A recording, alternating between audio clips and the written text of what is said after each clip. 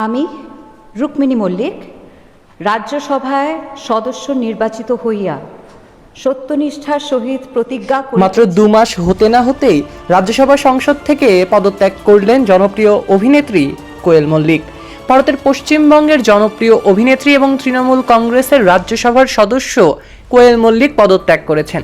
বৃহস্পতিবার 11 জুন তিনি রাজ্যসভার চেয়ারম্যানের কাছে নিজের পদত্যাগপত্র জমা দিয়েছেন।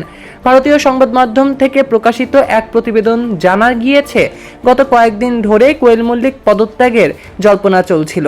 শেষ পর্যন্ত সেই জল্পনাই সত্যি হলো।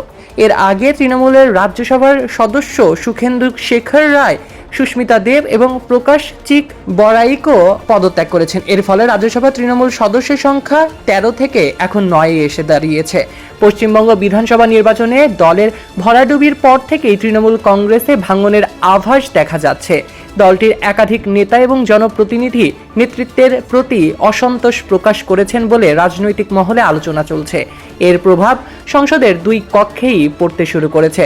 রাজ্যসভার একসঙ্গে দল ভাঙার মতো পরিস্থিতি না থাকায় অসন্তুষ্ট সদস্যরা ধাপে ধাপে পদত্যাগের পথ বেছে নিচ্ছেন বলে জানা গিয়েছে। রাজনৈতিক সূত্রের দাবি, চলতি সপ্তাহ এবং আগামী সপ্তাহে আরও কয়েকজন রাজ্যসভার সদস্য পদত্যাগ করতে পারে।